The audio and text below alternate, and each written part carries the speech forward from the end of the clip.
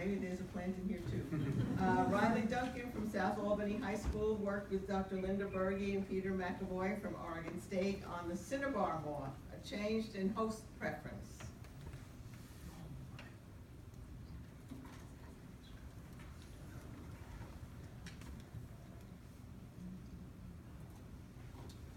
Hi there all, my name is Riley Duncan, and I come from South Albany High School. So this summer I worked with the cinnabar moth. It was a biological control agent released in the Willamette Valley during the 1960s to reduce the population of tansy ragwort, a noxious weed. The moth was eventually brought to the Cascades to look as a biological control agent still, to help reduce the population in clear cuts and fire-affected areas. The cinnabar moth then began using a new host, Senecio triangularis, also known as common airleaf groundsel. It is a plant native to the Northwest, and valley moths have experienced it for approximately 30 generations. However, valley populations have not.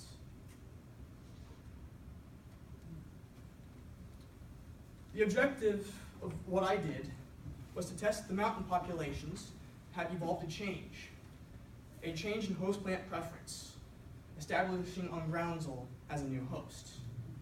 And a hypothesis was the relative egg-laying preference of valley populations has shifted towards groundsel due to 30 generations of experience. So the materials that we had was just simply a PVC pipe cage, approximately 120 centimeters by 60 centimeters by another 60 centimeters. We would have both types of plants, tansy ragwort and common airleaf groundsel. We would have a tarp laid out, and we would lay the tarp up around the rim of the pots. We would then put in the moths, and we would take only female moths. We would set them in, and we would see if they would have a preference to lay their eggs either on tansy ragwort or Senecio triangularis, common airleaf groundsel. Methods that we used was we just took female moths that we had mated overnight with a male. We would have both populations, valley and mountain populations, and they were released in a cage for 5 hours. The results show that both mountain and valley populations have a strong preference to tansy ragwort. That is because tansy ragwort is the ancestral host of the cinnabar moth. However, a chi-squared test of independence revealed that there was no relative change or significant difference between moth origins and choices that were made. We also counted the number of eggs that were laid. We wanted to see if the eggs that were laid would have a more different type of data that was revealed, different type of preference maybe. This will also show like if they would prefer one over the other due to the amount of eggs that they laid. The average number of eggs did not differ between populations, and there was no significant difference between the populations and the choices that were made still. The original hypothesis was that populations would have a stronger preference for groundsel, that the mountain populations would have a stronger preference for groundsel rather than ragwort due to 30 generations of exposure. However, ragwort was still preferred more often due to the fact that it was just simply an ancestral host. We thus conclude that the populations tested, we did not find any evidence of rapid evolution, though there have been other studies that have proved that there were significant changes in rapid evolution in similar timeframes. The conclusion was that ragwort was chosen more often than groundsel by both moth populations. And one thing to consider is that individuals that we use in the experiment were reared on ragworts in the past experiments. So that could possibly be something to look forward to. For future studies, I recommend focusing on the past experience of the larvae. This could potentially affect the outcome that was revealed. Another test that I would recommend is just the host preference of larvae, because that could vary differently than the actual gravid female moths. And that is me, by the way, in the background, like if you didn't know. Acknowledgements that people that I would like to acknowledge would be Dr. McAvoy and Dr. Berge. However, Dr. McAvoy isn't here, but Dr. Berge is, and Monty Matson, who is also here. I just want to say thank you for just like listening to all the questions I had, and I know that there was a lot of them. And I also want to say thank you to just like some teachers, Mr. Schneider, Hans Schneider, Scott Swearinger, and Matthew Gray for helping me get this far. And I also want to thank my parents for helping me get this far as well.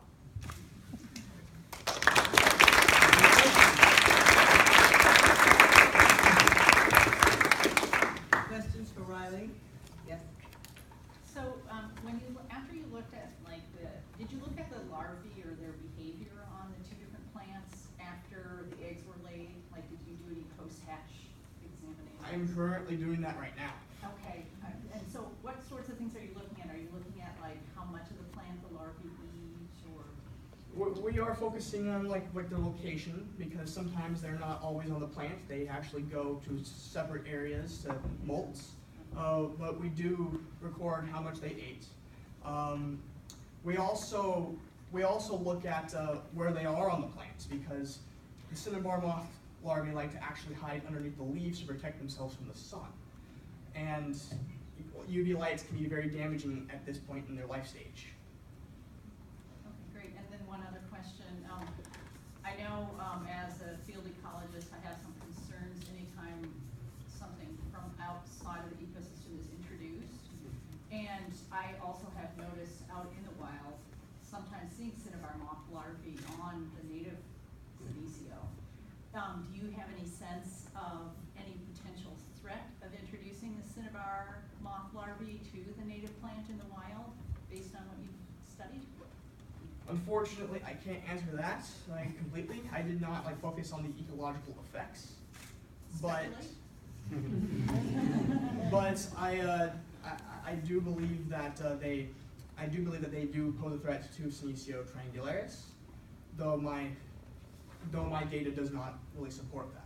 Right. It could be small numbers, but there is potential for possibly future evolution in that direction. Yes. Okay. All right. Great. Thank you. Any more questions? I have a question. In the native habitat of the mountains and the valley, are there more of one kind of plant than the other? The Senecio and the ragweed? Can you repeat that? In the mountain area versus the valley area, is the distribution of plants the same, or is there a preponderance of one species or the other of plants in those two habitats? I would say that ragwort is actually more common here in the valley, but we also have more different types of Senecio and Jacobiae genuses, which are both potential hosts that were also released as of recently.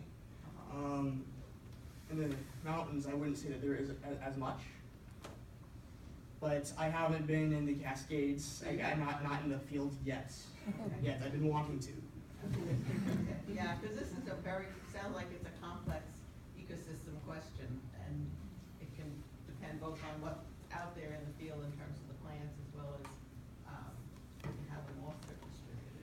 Can you tell by looking the morphology of the moths from one population or the other, do they look different? Yes. Mountain moths tend to be smaller, and I did have a graph up here that showed the average number of eggs. And you see, they had the same type of result. But the thing is that mountain moths will lay less eggs because they're smaller. But Mountain Valley moths will lay more eggs, though on average they were the same. I would just like to make an observation. So for me, I was really interested in your answer, what your answer was going to be, because in the valley there's a real problem with tansy ragwort, and it'll pop up and it'll infiltrate a grazing field, and it's highly toxic to cows and horses. Sheep can tolerate it, but cows and horses. So I mean, I'm really glad to hear that they haven't changed their preference, because that will pop up where nothing else will be in the field. There won't be thistles or anything else. It's just tansy, and you're not going to necessarily spray for that. So they're a really nice solution. So long as they keep doing it. Yes. So long as they don't change their preference. Yeah. Any other questions? Yes. So what is the actual method of control? How do the moth control the tansy? Well, the moth itself doesn't control the tansy. It's actually the larvae.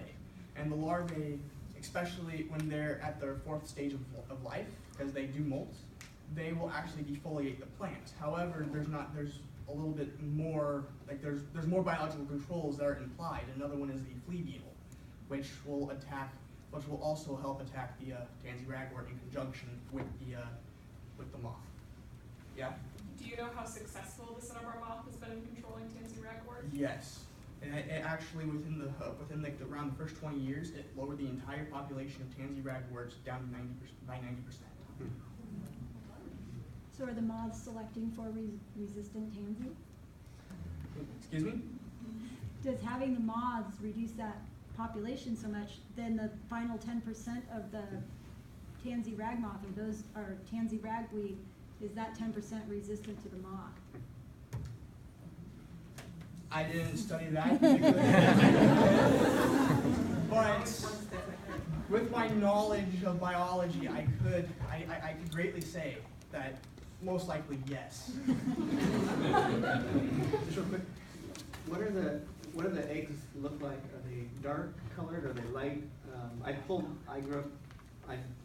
plenty of tansy ragwort on my ranch to get away from the horses and burned it and stuff, but I don't remember seeing the eggs, what they look like. But what do they look like? Are they difficult to see? They're not difficult to see at all, but they actually will lay them under. So they're hard to actually find, especially with a tansy ragwort being often about like that tall, and with the leaves just going everywhere. Well, the larvae are black and yellow, Yeah, they're right? black So and they're yellow. really Yeah, see those, yeah. And the thing is that when the eggs are laid, they're yellow. They're a bit of a yellow color.